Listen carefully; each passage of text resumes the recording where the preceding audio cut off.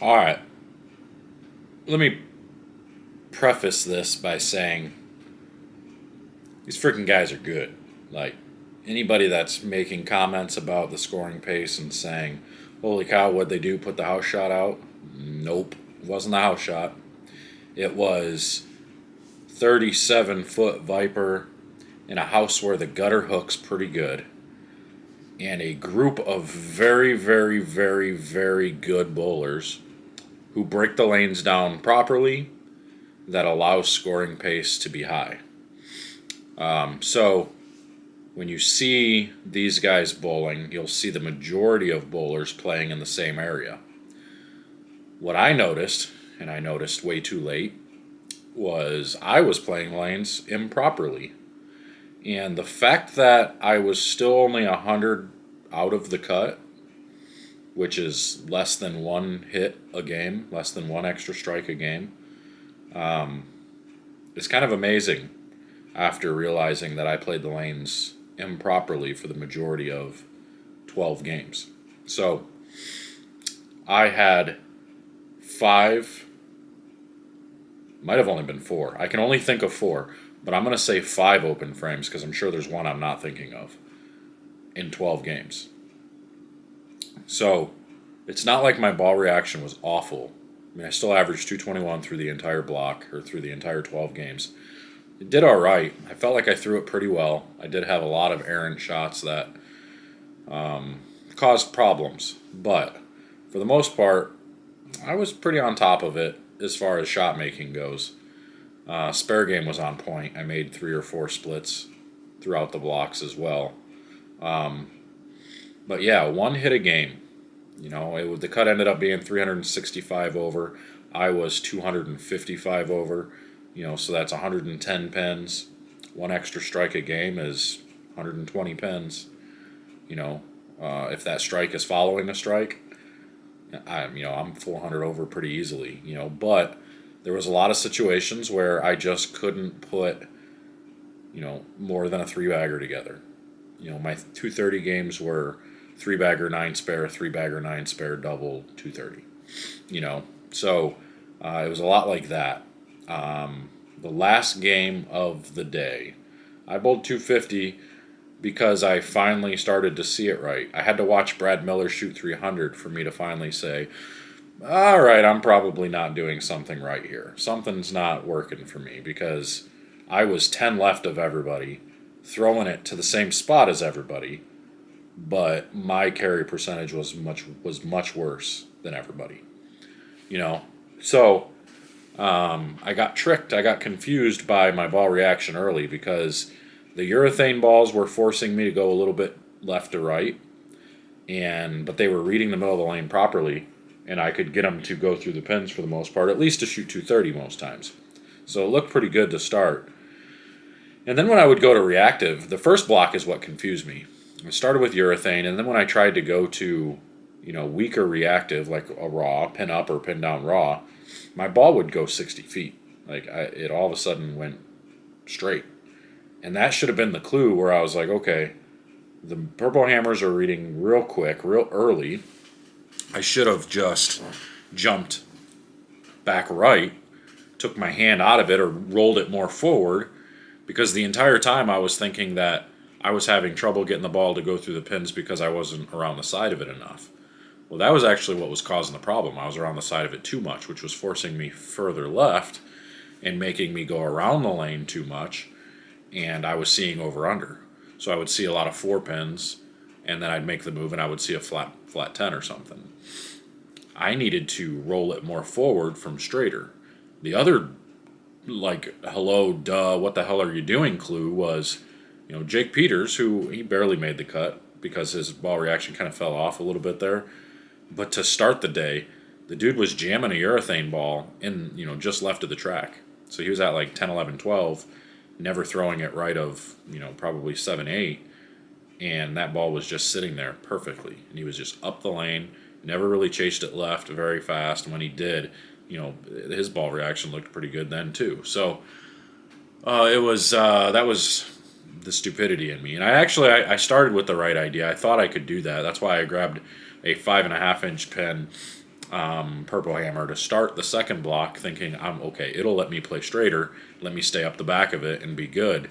But it gave me too much wishy-washy over under, so I ended up switching back to the stronger Purple Hammer, and it forced me to go left and around it, and it looked all right. You know, I didn't bowl awful games. You know, let me go back here and see if I can't get the scores. They don't have it up here, do they? But I didn't really. I mean, I didn't bowl any. Oh, there it is. I didn't bowl any really bad scores. My low game, I think, was 198. You know, so let me get down towards the bottom to where I was. Oh shoot, they only have it up. How do I get this? Advancers, no, I want qualifying rounds. There we go. So, yeah, so Jesper, 659 over for 12 games, averaging 254. Seems crazy, right? You know, and then 24th was Jake Peters, you know, 230.42. And then, I mean, literally, I was 9 pins a game behind. That's less than 1 hit a game. I averaged 221.25 through 12 with a low game of, I had a 197. I had 198 in the first block and then 197 to start block 2. So I went 197, 222, 205 with urethane, and I said, screw this. I need to figure something out. And I finally changed balls. I actually pulled out the Odyssey, the Trident Odyssey, and I moved right. And I was able to, and I was still in a strong hand position, but that ball blended it really nicely for me because I was watching Brad. He bowled 300 with the Nova. He had a pin down Nova that looked really good for him. And he could get it to the gutter and it would stand up and go through the pins still. And we'd get it in, it would just lay off just enough. And it looked really good. You know, he bowled like 820 or something games. I think it was 4, 3, 4, and 5, I think it ended up being. Yeah, and so here, right here, you can see this is where I switched to that Odyssey. And I moved back right, get my angle tighter through the front, and this is also where Brad shoots 300. And at this point, he's a little further left than where I ended up going with the Odyssey, but it was the same shape, it was the same type of angle that he was creating, that I was trying to create then after watching him strike this much. So that's kind of where you watch this and it's like, dude, why weren't you doing that all day? And it's like, I don't know. I was literally 10 or 12 left of that, trying to go around the lane, doing too many crazy things. So great game, Brad, and he bowled good. He's 5th after 12, so pretty sweet to see that. It's the first time we've ever crossed together, so it was fun. It was good, minus I didn't bowl the greatest, but he bowled great. It was fun to watch.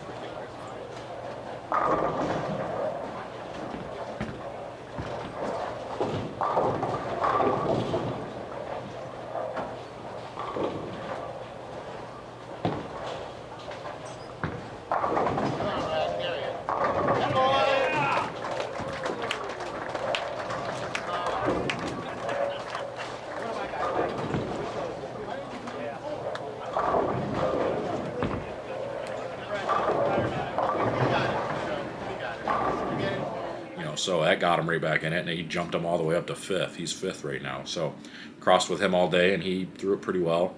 But yeah, as soon as I did that, I bowled 240.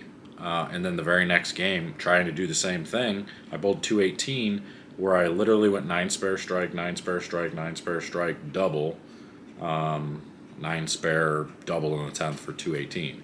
So, and then the last game is I bowled 256 with the last 7 or so strikes, where I grabbed that raw and I moved back right, and I just got my hand forward up the back and threw it, and I was able to keep it on line, and it would get to the right and still hook and strike, and I'd get it in a little bit, and all of a sudden I have hold. And I was talking to Greg on the phone on my way back home, and I'm just like, bro, like, it's what I like to do. I love playing straighter in that part of the lane, and yet I fought it the entire time trying to go left to right. Like, I don't know what I was thinking. I don't know what I was doing, and to play the lanes wrong the basically entire block and still only be one hit away, be one hit a game away. Like, I don't feel that bad about it. I just feel like, okay, it's been a few years since I've actually bowled competitively out here, so I'm gonna have to get my gears back in order here to try and figure this out. But all in all, physically, I felt pretty good. Spare game was on point, with only 4 or 5 open frames in 12 games. That's pretty good. Made a few splits. Made the 210 a couple of times. I think I made the Greek Church minus the 4-pin. I made the what was it? The 3, 4, 6, 7. I made a couple big spares there. That at the end of the day, it doesn't seem like much because I missed by 110 pins, but it's just kind of a confidence booster. So just focusing on that. So tomorrow morning I'm going to get up and go to the gym and then head over to work, go to the shop and get some videos done. We just got the new pink hammer, the pink Widow urethane. We just got the 3D offset. We got the new DV8 ball. I forget what it's called. And then we got the new Game Breaker 4 Pearl. I've got the new gem from Roto Grip. I've got this Jackal Mythical, I think it is. And that ball came into play. I used it a little bit today, and it was surprisingly better than I thought it was going to be. Because I put that pin down layout on it, and that's pretty good. It looked pretty good going down the lane. So we're going to do all these reviews hopefully in the next couple of days. So pay attention to the BowlerX.com channel, and we're going to be doing a lot of that tomorrow. So it'll be a good practice day, be a good review day, and we'll get it done. But all in all, I can't be too upset. I don't like spending money on an event and not cashing, but we got a long season ahead of us. We still got a lot of events coming up. At Kokomo next week, I'm going down to the Bradley this weekend for the 10K event. That they always make them tough down there, so we'll go down there and have some fun, and then head over to Kokomo and see what we can do. So I'm just glad to be competing again and being out. And it sounded pretty negative there through the PTQ, because it was a lot of the same thing. But I think this block helped me to see it properly again, and it was nice to see my ball actually, do what I wanted it to do sometimes, not all the time, but keeping it in play and doing a lot of the right things. So, just I know it seems like I missed by a bunch because I was 110 back, but I'm telling you, through 12 games, less than a hit a game, anything can happen there. There's a lot that could happen, and those, if that one hit is in between strikes, and you're talking a 30-pin swing in each game, that's how you're bowling 240s, 250s every game instead of 220. So it doesn't take much, especially out here. So those of you that are like, man, this scoring pace is super high, yeah, I mean, it was pretty high, but again, you're talking about the best bowlers in the world breaking the lanes down properly, or at least, similarly, so where it's not night and day from pair to pair. So you're not seeing people shoot 260, 160, 240, 170. You're not seeing that very often. You're seeing pretty consistent ball reaction around the house. So, people who figured out the angle that's needed, the hand position that's needed, the ball roll that's needed to get through the pins the proper way, they struck a lot. So, yeah. But I'm out of here. I'll post those games. I've got I think I only got, I think, 9.5 of the games from today. So we'll post those and we'll let you guys see those. I'm mic'd up on that, so you may be able to get some info out of those as well. And you could see what I'm talking about, how I was playing the lanes wrong. You watch me trying to go around it in the wrong ways. But anyway, yeah, that's it. So we'll see you guys. Probably I'll get some footage at the Bradley this weekend. You guys can see that ridiculous stuff out there. So that'll be fun. But I'm out of here. We'll see you guys later. Take care.